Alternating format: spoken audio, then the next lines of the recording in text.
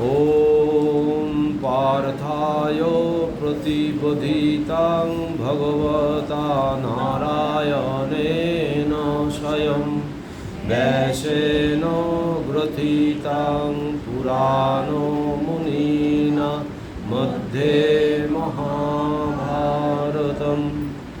अद्वैतामृतवर्षिणीं भगवतीम् अष्टादशोऽध्यायिनीम् अम्ब त्वाम् अनुसन्दधामि भगवद्गीते भवद्देशिनीं वसुदेवसुतं देवं कंसचाणूरमर्दनं देवकी परमानन्दं कृष्णं वन्दे जगद्गुरुं मूकं करोति वाचालं पङ्गुं लङ्घायते गिरिं यत्कृपातमहं वन्दे परमानन्दो माधवम्। ষষ্ঠ অধ্যায় ধ্যানযোগ, তাই তো? আগের দিন 10 অবধি হয়ে গেছিল না? আচ্ছা, তাহলে আজকে 11 থেকে চ্যান্টিং করি। 10 অবধি অনেক দিন চ্যান্টিং হয়েছে।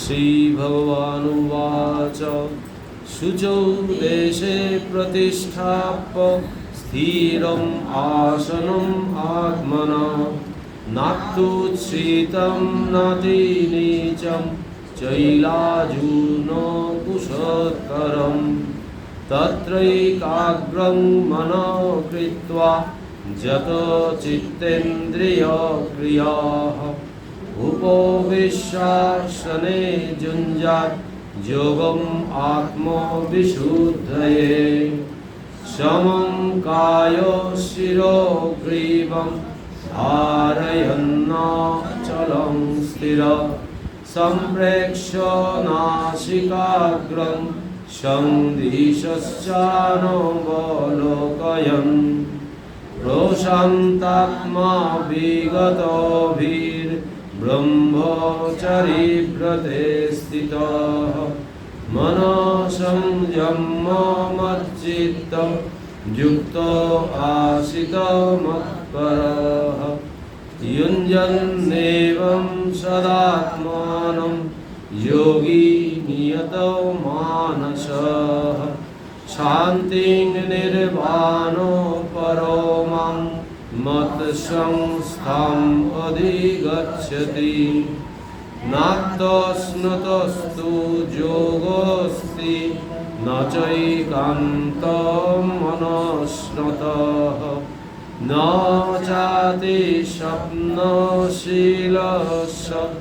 जाग्रतो नैव चार्जुन युक्ताहारो विहारस्य युक्तचेष्टस्य कर्मसु युक्तो स्वप्नावबोधस्य योगो भवति दुःखः यदा विनियतं चित्तम् आत्मन्नेवावतिष्ठते निःस्पृहो सर्वकामेभ्यो युक्तो इत्युच्यते तदा यथा दीपो निवातस्थो नेङ्गते शोकमाश्रिता योगिनो यतो चित्तस्य युञ्जतो योगम् आत्मनः यत्र परमते चित्तं निरुद्धं योगसेवया यत्र चैवात्मनात्मानं पश्यन्नात्मनि तुष्यति। তাহলে আগের দিনে আমরা পড়েছিলাম যোগী যুঞ্জিত সততম আত্মনং রহস্যে স্থিত একাকী যত চিত্তাত্মা নিরাশির পরিগ্রহ। ওই এবার বলছি যে এই ধ্যান যোগে প্রতিষ্ঠিত হতে গেলে, মানে ধ্যান যোগ মানে হচ্ছে ধ্যান যদি ঠিক মতো হয় তাহলে সমাধি হয়ে যায় একদম। শেষ যেটা আমাদের অন্তিম যে ডেস্টিনেশন, যেটা অন্তিম গন্তব্যস্থল, সেইটাই হচ্ছে এই ধ্যানযোগ। তো সেই যোগ ধ্যানটা যদি ঠিক মতো হয় সমাধি হয়ে যায়। এখন কিভাবে হয় সেটা বলতে গিয়ে প্রথম থেকেই বলছেন ভগবান। প্রথমে বললেন যে এই সুহৃদ মিত্রার উদাসীনম, বলছে যে এই যে সুহৃদ, তারপরে মিত্র, শত্রু, উদাসীন, মধ্যস্থ, বিদ্বেষী, বন্ধু, সাধু, অসাধু, বলছে এই সকলের প্রতি একটা সমান বুদ্ধি, মানে সমদৃষ্টি, এটা আনতে হবে। এটা এই যোগ দৃষ্টি সহায় এটাকে অবলম্বন করতে হবে। তারপরে বলল যে যোগী জুঞ্জিত মানে সমাহিত থাকবে আর কি, সততম, সবসময় ওই ব্রহ্ম চিন্তায় থাকবে, সবসময় আত্মচিন্তা নিয়ে থাকবে। আর অপরিগ্রহ, নিরাশিরও অপরিগ্রহ, কারোর থেকে অযাচিতভাবে কিছু নেবে না। এই অবস্থা আগের দিন আমরা পড়েছিলাম। আজকে এবারে বলছে যে এবার প্রক্রিয়াটা বলছে পরপর, সেটাই এই ধ্যানের আর কি প্রক্রিয়া।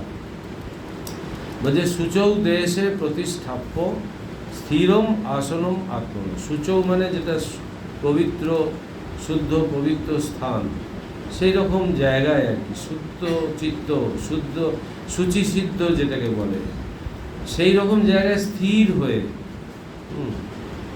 নাতুচ্ছিদ্রম মানে সেটা অতি উচ্চ নয়, আবার নাতি নিচম, আবার খুব নিচুও নয়, চৈলাজীন কুশোত্তরম, বলছে ওই কুশের ওপর আর মৃগচর্ম এর ওপরে বসতে হবে। তারপরে তাই বলছে তত্ত্বই কাগ্রম মনোকীত্বা যত চিত্তেন্দ্রিয় প্রিয়।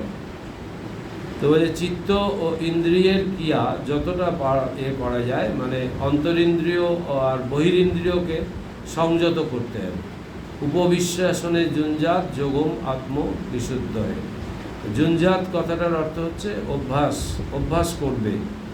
যে এই আত্ম বিষয় চিত্তশুদ্ধির জন্য যোগী এইভাবে অভ্যাস করবে।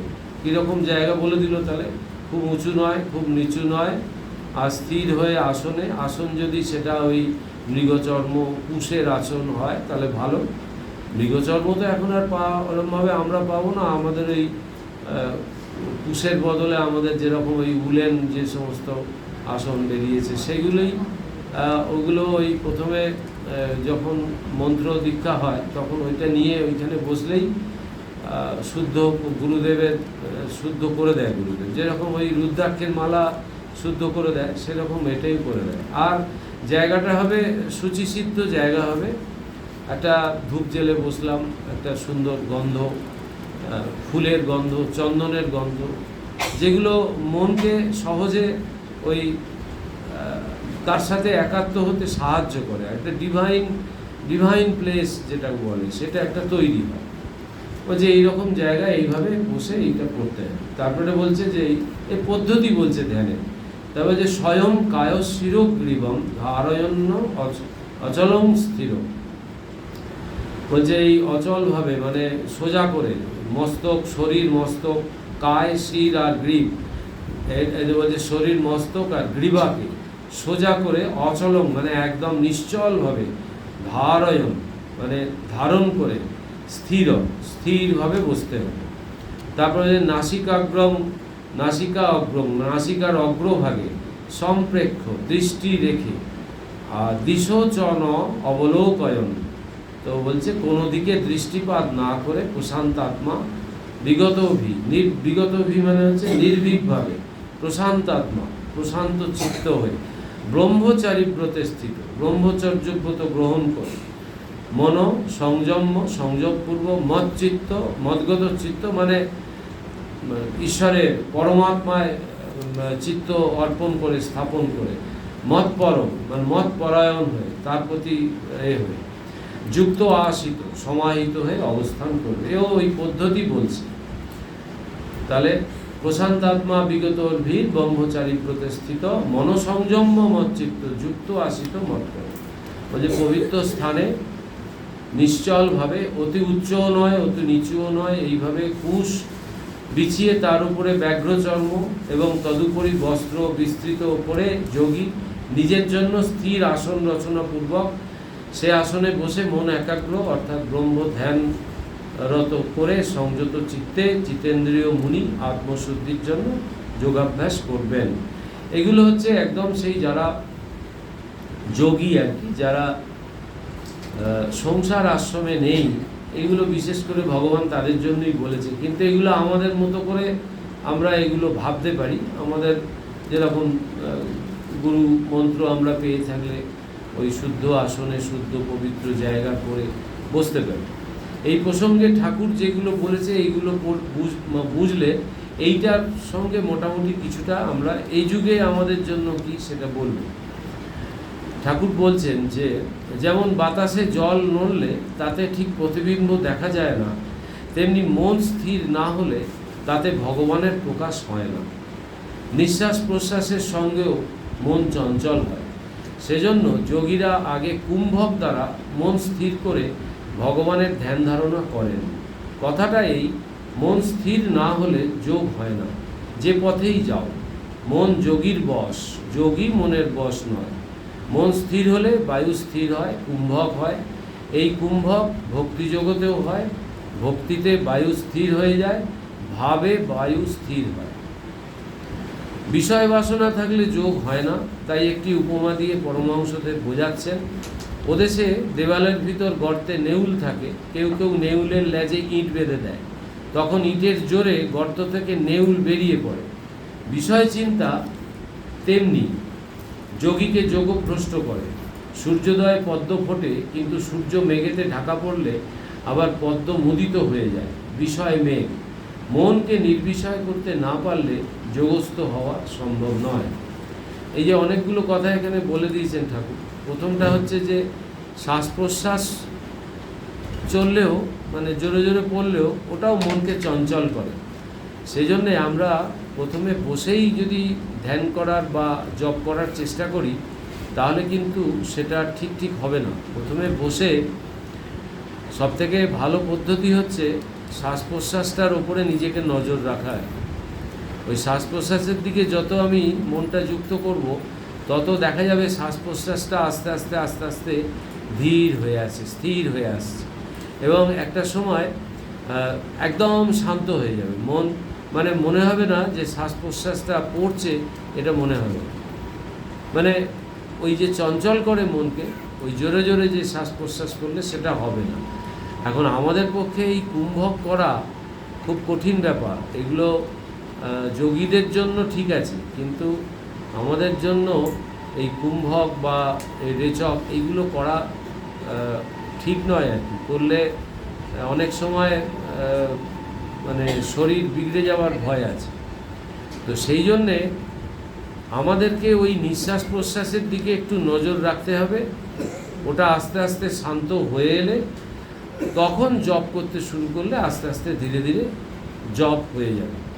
আর একটা কথা এখানে বলেছে যে বিষয় বাসনা থাকলে যোগ হয় না। এই বিষয় বাসনাটা আমাদের এই চিন্তার মোড়টাকে যদি আমরা ফিরিয়ে না দিতে পারি তাহলে এই বিষয় বাসনা থাকবেই। সেজন্যে মন সবসময় একটা না একটা কিছু নিয়ে ব্যস্ত থাকবে। সেই জন্য ওই ঠিক মতো যদি ঈশ্বর চিন্তা হয়, মানে যেটাকে বৈরাগ্য বলে, বিষয়ের প্রতি যত আমার বিরক্তি আসবে তত বৈরাগ্য আসবে এবং তত ঈশ্বরের দিকে মনটা আমার নিয়োজিত হবে। এই অবস্থাটা হলে তখন ওই মনটা অনেকটা আবার শান্ত হয়, তবেই তখন জপ ধ্যান হয়। আর একটা কথা এখানে উদাহরণ দিয়েছে যে ওদেশে, মানে ওই কামারপুকুরের কথা বলছেন, যে দেয়ালের ভিতর গর্তে নেউল থাকে, ওই নেউল গর্তের ভেতরে ঢুকে বসে থাকে, মানে ওই নির্জন জায়গা মনে করে ওই জায়গাটায় থাকে। কেউ কেউ নেউলের লেজে ইট বেঁধে দেয়, তখন ইটের জোরে গর্ত থেকে নেউল বেরিয়ে পড়ে। মানে ওই লেজটায় ও যেই ওই টান পড়ে, ও ভালো বসতে চায়, কিন্তু ওই যে লেজে যেই টান পড়ে সঙ্গে সঙ্গে ও বেরিয়ে আসে। সেইটাই এই বিষয় চিন্তার সঙ্গে ঠাকুর উদাহরণ দিচ্ছে যে আমাদের যেন ওই দড়ি বাঁধা আছে বিষয়ের সঙ্গে আর কি, মানে যেই আমরা একটু শান্ত হয়ে বসতে চাই সঙ্গে সঙ্গে আমাদের ওই বিষয় চিন্তা এসে আবার মনটাকে ঢেকে ফেলে, আর ঈশ্বর চিন্তা হয় না। তো সেই রকম এই উদাহরণটা ওই জন্য ঠাকুর দিয়েছেন। আর একটা বলেছেন যে এই এখানে আরেকটা বলেছে যে এই কুম্ভক বলছে ভক্তি জগতেও হয়, ভক্তিতে বায়ু স্থির হয়ে যায়, ভাবে বায়ু স্থির হয়। এটার একটা উদাহরণ আছে, কথামৃততেই আছে। এই যে বায়ু স্থির হওয়ার ব্যাপারটা দেখবেন ঠাকুর উদাহরণ দিয়েছে যে একজন ঝাঁট দিচ্ছিল, হঠাৎ করে একজন এসে বলল যে জানো তো অমুক আজকে মারা গেছে। এবার এই কথাটা ও শুনলো, সঙ্গে সঙ্গে ওর হাত থেকে ঝাঁটাটা পড়ে গেল, ওর সব কিছু স্থির হয়ে গেল। এইটা একটা ওই বায়ু স্থির হয়ে যাওয়ার ঘটনা। আবার ওটা যদি ওর পরিচিত বা অন্য কেউ হতো, মানে কারোর সঙ্গে একটা ঘনিষ্ঠ সম্পর্ক থাকে, ভালোবাসার সম্পর্ক থাকে, তাদের সম্বন্ধে যখনই এই সমস্ত দুঃখজনক ঘটনা আমরা শুনি তখন আমাদের এরকম হয়। কিন্তু এরকম অনেক পরিচিত জন আছে যেগুলো আমাদের মনের মধ্যে অত রেখাপাত করে না। আবার ওই রকম অন্যের মৃত্যু কেউ খবর দিচ্ছে, তাতে করে কিন্তু তার ওই হাত থেকে ঝাঁটাটা পড়বে না, ঝাঁটাও চলবে। মানে কি, মন স্থির তখন ওই জায়গায়, ওই বায়ু স্থির হয় না। এটা একটা কথামৃতের উদাহরণ আছে। তারপরে 13-14 বললো যে ওই পড়া হয়ে গেল তো 13-14টা, হ্যাঁ, তার একসাথেই ওটা, ওই দুটো একসাথে। প্রশান্তাত্মা বিগত বীর ব্রহ্মচারী প্রতিষ্ঠিত মন সংযম মচ্চিত্ত, বললাম না মচ্চিত্ত যুক্ত আসিত মৎপর, মানে আমাতে মন স্থির করো, আমাতে বুদ্ধি স্থির করো, আর বিগত ব্রহ্ম মানে ব্রহ্মচর্য অবস্থা পালন করো, আর প্রশান্ত, সদা প্রশান্ত থাকা। এইগুলো হচ্ছে এই ধ্যান যোগের মানে অবশ্যক মানে পালনীয় জিনিস। যোগী কায় অর্থাৎ শরীরের মধ্যভাগ, মেরুদণ্ড, মস্তক ও গ্রীবা সরল ও নিশ্চলভাবে রেখে নিজ নাসাগ্রে দৃষ্টি স্থাপন করে কোনো দিকে না তাকিয়ে প্রশান্ত চিত্তে ভয়শূন্য হয়ে ব্রহ্মচর্য ব্রত গ্রহণ করে মনোসংযমপূর্বক আমাতে নিবিষ্ট চিত্ত হয়ে ও আমাকেই পরম পুরুষার্থ জ্ঞানে মনের সংযম সাধনপূর্বক বসে থাকবেন। এই যে সোজা হয়ে বসতে বলছে, মেরুদণ্ডটাকে সোজা করতে বলছে, তার কারণ হচ্ছে যে আমরা অনেক সময় এরকম পুজো হয়ে বসি, তাতে করে যেটা হয় সেটা হচ্ছে ওই কিছুক্ষণ জপ ধ্যান করতে করতেই ঘুম পেয়ে যাবে, ঘুমিয়ে পড়বে। মানে মেরুদণ্ড সোজা থাকলে কি হয়, রক্ত চলাচল এবং খুব ভালোভাবে হয়, এবং ওই যে হাতটা হাঁটুর ওপর রেখে যদি করা যায় তাহলে ওই স্থির, এই যে ঘাড়টা সোজা রেখে আর মেরুদণ্ড সোজা রেখে বসলে একটা অন্যরকম শক্তিও ভেতরে কাজ করে এবং সহজে ঘুম পাবে না, নিচু হয়ে যাব না। এই জন্য বলছে যে এরকম স্থির হয়ে মেরুদণ্ড সোজা রেখে এইভাবে বসে এই করতে বলছে।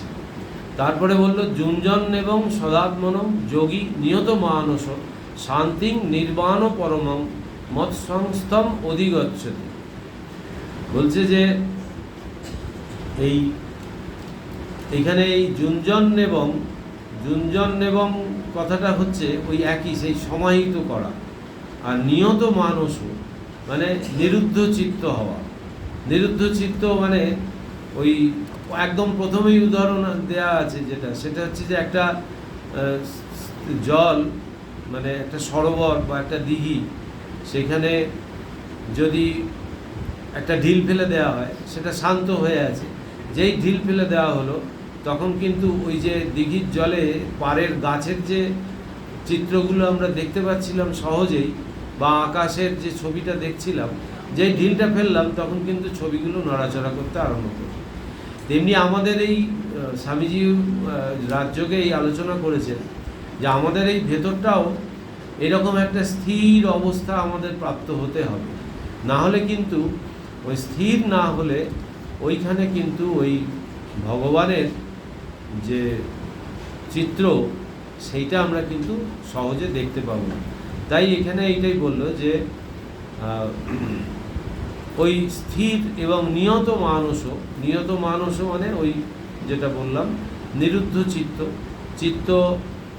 চিত্তের যে বৃত্তি, ওইটাকে বলে বৃত্তি, মানে মনের মধ্যে একটার পর একটা চিন্তার ঢেউ উঠছে সব সময়। এইটাকে থামাতে গেলে ওই মন যেখানে যাবে, এটা একটা পদ্ধতি, মন যেখানে যাবে আমাকেও সেই মনের পেছন ছুটতে হবে। মানে মন যা চিন্তা করতে চাইবে তাই চিন্তা করতে দিতে হবে, বাধা দিলে হবে না। বাধা দিলে কিন্তু সে আরও মারাত্মক রকমভাবে আমাকে ঘোরাবে। কিন্তু যা চিন্তা করতে চাইবে তাই চিন্তা করতে হবে, যেখানে যেতে চাইবে সেখানে যেতে হবে। এইভাবে মনের পেছন কিছু না হলেও 5-7 মিনিট যদি মনকে যদি ফলো করা হয়, অনুসরণ করা হয়, তাহলে কিন্তু মনের ছোটাছুটিটা বন্ধ হয়ে যাবে। এটা জানেন কি? মানে মনকে আপনি জোর করে দমন করতে পারবেন না, যে আমি চিন্তা করব না, আমি কিছু ভাববো না, ও কিছুতেই হবে না, উঠবে। কিন্তু এই পদ্ধতি হচ্ছে উল্টোটা, ওই মনের পেছন আরেকটা মন দিয়ে দেখতে হবে।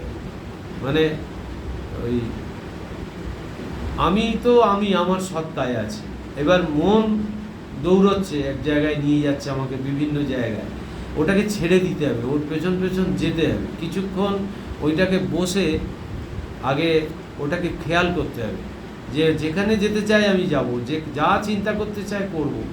এইটা যখন হবে তখন কিন্তু মন আপনা থেকেই, বলা হয় যে ও আপনা থেকেই ক্লান্ত হয়ে যাবে এবং শান্ত হয়ে যাবে, আগের থেকে অনেক শান্ত হয়ে যাবে।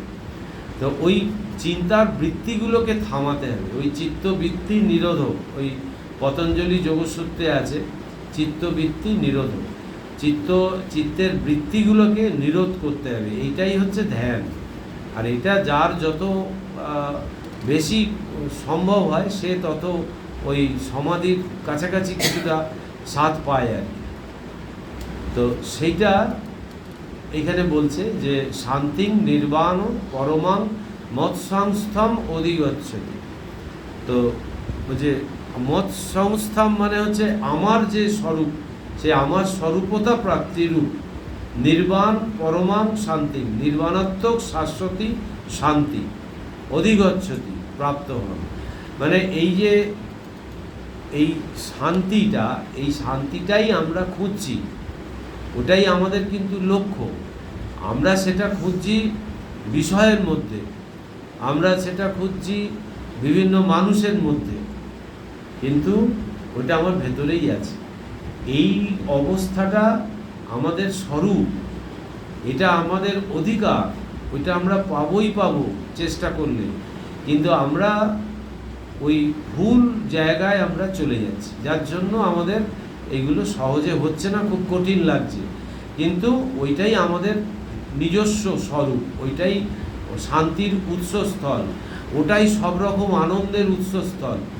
এইটা পেলে তখন আর কিছু মানে আর ভালো লাগবে না। এইটাই জন্যই এই কথাটা বলছে। যে তারপরে বললো যে নাতস্নতস্তু যোগ অস্তি ন চৈকান্ত মনস্নত ন চাতি স্বপ্নশীলস্য জাগ্রত নৈব চার্জুন।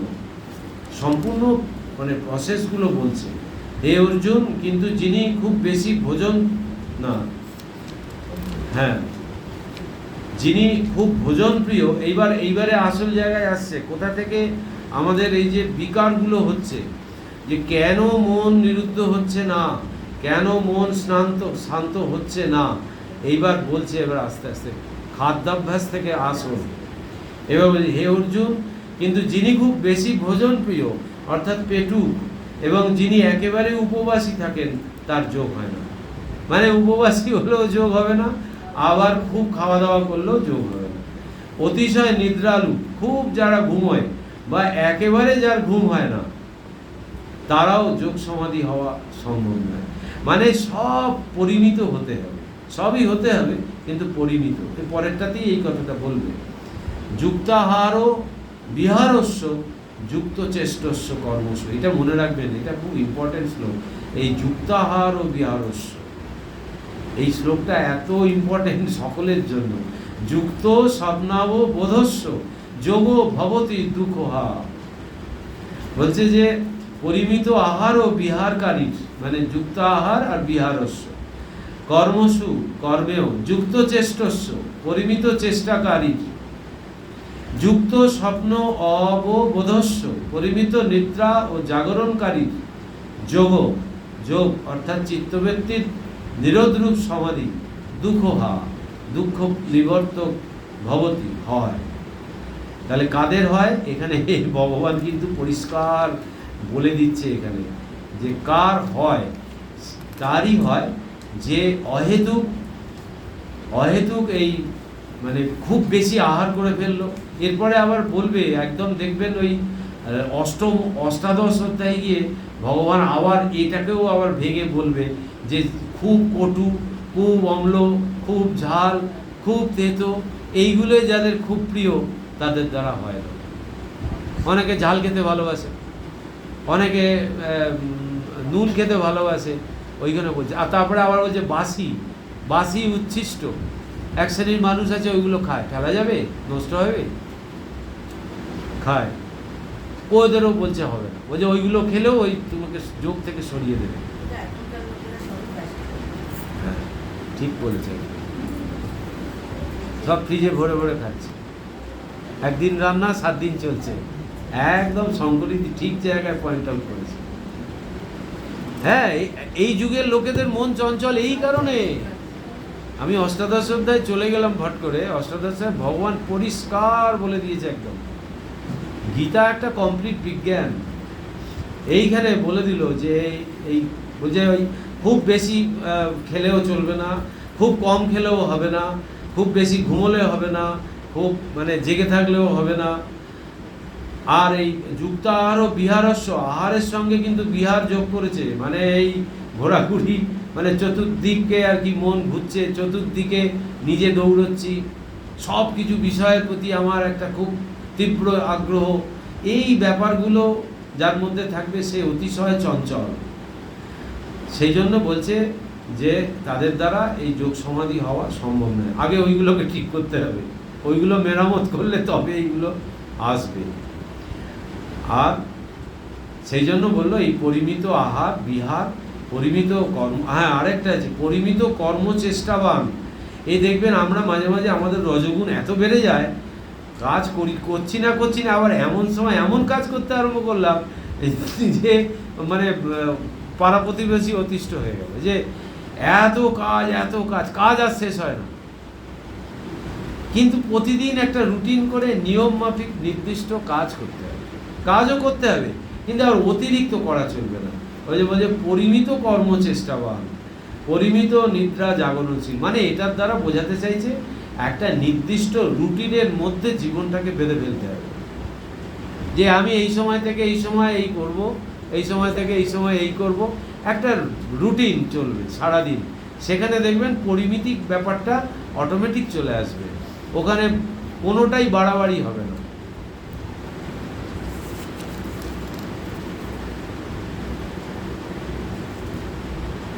সতেরো অবধি হলো। তারপরে বলছে যথা দীপ নিবাতস্থ নেঙ্গতে সোপমাশ্রিতা যোগিন যত চিত্তস্য যুঞ্জত যোগম আত্মন। একই ধরনের কথা। হ্যাঁ, 18 বাদ গেল। ও যদা বিনিয়তম চিত্তম আত্মন্যে বাবতিষ্ঠতে নিষ্প্রিয় সর্বকামে যুক্ত ইতুচ্যতে তদা। ওরই অনুসারী কথা বলছে যে অবতিষ্ঠতে মানে অবস্থিতি, যে যার ওই কি বলবো একটা স্যাটিসফ্যাকশন বা স্যাচুরেটেড একটা লেভেল, ওই যে একটা জায়গায় সে নিজেকে রাখার ক্ষমতা যার আছে, সেটা কি থেকে আসবে? বলছে যদা বিনিয়তম, বিশেষভাবে সংযত। যখন ওই মানুষটা যখন বিশেষভাবে সংযত হবে, চিত্ত তখন তার ওই একটা মানে একটা জায়গায় অবস্থান করবে। তো বলছে আত্মনি এবং মানে আত্মাতেই ওই জায়গাটা হচ্ছে সে সবসময় আত্মচিন্তন নিয়ে থাকবে, তার নিজের স্বরূপ চিন্তন নিয়ে থাকবে। তদা সে অবস্থায় সর্বকামেভ্য সর্ববিধ কাম্য বিষয় হতে নিস্পৃহ কামনা রহিত যুক্ত যোগনিষ্ঠ ইতি উচ্চতে বলে কথিত হয়। মানে সমস্ত রকম কামনা বাসনা, সমস্ত রকম যে বাহ্যিক যে বিষয়গুলো আমাকে চঞ্চল করে, সেই জায়গা থেকে মনকে তুলে আনতে হবে। এই হচ্ছে জায়গা। এইটা ওই পতঞ্জলি যোগসূত্রের এই অষ্টাঙ্গিক মার্গ আছে। এই অষ্টাঙ্গিক মার্গে ওইখানে বলা হচ্ছে যম, নিয়ম, আসন, প্রাণায়াম, প্রত্যাহার, ধ্যান, ধারণা, সমাধি, এই 8টা পদ্ধতি। এখানে যম, নিয়ম, আসন মানে যম মানে সংযম, নিয়ম মানে মানে একটা হচ্ছে মনের সংযম, আর একটা হচ্ছে সমস্ত রকম থেকে মানে সংযত থাকা আর কি। যম নিয়ম, নির্দিষ্ট নিয়মের মধ্যে করা। আসন, একটা নির্দিষ্ট আসন করে বসা, যম নিয়ম আসন। প্রাণায়াম, ওই শ্বাস প্রশ্বাস নিরুদ্ধ করা, এইগুলোই বলছে আর কি। আর এইখানে যেটা বলবার জন্য আমি এলাম সেটা হচ্ছে প্রত্যাহার। এটা একটা খুব মানে গুরুত্বপূর্ণ একটা ব্যাপার। এই প্রত্যাহার মানে হচ্ছে বাইরের বিষয় থেকে মনকে তুলে ঈশ্বরে অর্পণ দেওয়া, ঈশ্বরে দেওয়া।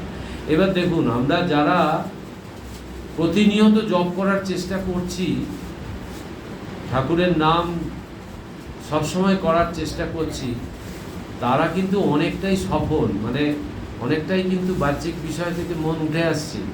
আমি বিষয়ের মধ্যে আছি, কিন্তু মনটা আমার কিন্তু ওই ঈশ্বরের সঙ্গে যুক্ত আছে। এইটা যত যত বাড়াবো তত তত কিন্তু আমরা এই জায়গাগুলো আস্তে আস্তে প্রাপ্ত হব।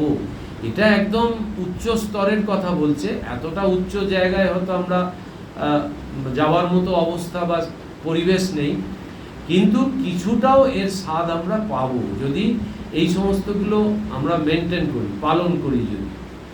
এটা হলো। আর তারপরে যথা দীপ নিবাতস্থ নেঙ্গতে সোপমা স্মৃতা যোগিন যতচিত্তস্য যুঞ্জত যোগম আত্মন।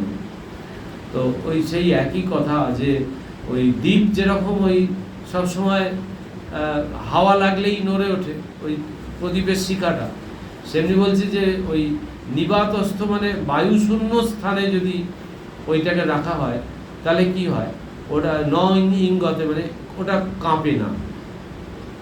এইরকমভাবে ওই যদি অভ্যাস করা যায় যে ওই বায়ুশূন্য স্থান করার মতো আর কি, মনকে বাইরের বিষয়ের রসদ না জোগানোটাই হচ্ছে বায়ুশূন্য স্থান।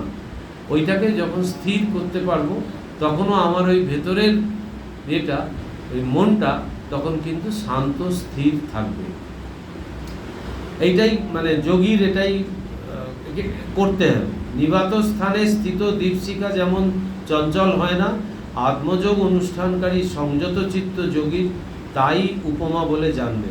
অর্থাৎ যোগীর নিরুদ্ধ চিত্ত সমাধিতে তেমনি নিস্পন্দ ও নিশ্চলভাবে অবস্থিত থাকে। এগুলো সব উচ্চ অবস্থা। আমাদের যেটুকু পালন করতে হবে ওই শান্ত যতটা পারা যায় চেষ্টা করতে হবে। আর ওই নিয়ম করে সকাল রাত্রি বা সকাল সন্ধে জপ ধ্যান করতে হবে। এমনি নিয়ম আছে ত্রিরাত্র ত্রিসন্ধ্যা বলে, সকাল দুপুর আর রাত্রি। সেটা অনেকের দুপুরবেলা হয় কি হয় না, কিন্তু সকাল আর রাত্রিটা বা সন্ধ্যেটা অনায়াসে করা যায়। তারপরে বলছে যত্র পরমতে চিত্তম নিরুদ্ধম যোগ সেবয়া যত্র চৈবাত্তন আত্মনম পশ্যন্নাত্মনি তুষ্যতি। এখানে বললো যে অবস্থায় যোগাভ্যাস দ্বারা নিরুদ্ধ চিত্ত সর্ববৃত্তি শূন্য হয় এবং যে অবস্থায় শুদ্ধ মন দ্বারা আত্মাতেই অর্থাৎ নিজ অন্তরেই চৈতন্য স্বরূপকে দেখে অর্থাৎ উপলব্ধি করে এবং সচ্চিদানন্দ আত্মাতে পরম সন্তোষ লাভ হয়, তাই যোগ শব্দবাচ্য। অর্থাৎ ওই যে মনটা যখন স্থির হয়ে যায় তখন ওইখানে ওই রিফ্লেকশনটা ওই ভগবানের, আমরা যাকে আমরা পছন্দ করি বা যাকে ভালোবাসি সেই চিত্রটা ওই চিত্তে উদ্ভাসিত হয় এবং ওইটাই আমাদের ভীষণ একটা শান্তি এবং আনন্দের একটা ব্যাপার। এইটা যত আমরা মনকে শান্ত করব ততই আমরা ওইটাকে দর্শন করতে পারবো, এবং ওইটা দর্শন করলেই কিন্তু আমাদের সদা সর্বদা মন আনন্দে থাকবে এবং শান্তিতে থাকবে। বা মানে কোনো বাহ্যিক কোনো বিষয়ের প্রতি আমার ধীরে ধীরে ওই এটা কমে যাবে, মানে আকর্ষণটা কমে যাবে, বা ওইটার প্রতি আসক্তিটা আমার কমে যাবে। আমি তখন বুঝতে পারবো যে আনন্দের উৎসস্থল কিন্তু আমার ভেতরেই। এইটা বোঝাটাই হচ্ছে আমার, এই যোগ বলুন যাই বলুন, এইটা বোঝাটাই হচ্ছে আমার কাজ। এইটাই এখানে গীতায় ভগবান ওই জন্য ধ্যানযোগ আলোচনা করে নিচ্ছে। কেন? এরপরে জ্ঞানের কথা বলবেন, জ্ঞানযোগ আলোচনা করবেন। তাহলে 20 অবধি থাকলো। হ্যাঁ, যেহেতু এটা পদ্ধতি ওই জন্যে সহজে হয়ে গেল এতগুলো শ্লোক। ওম নমো ভগবতে বাসুদেবায়।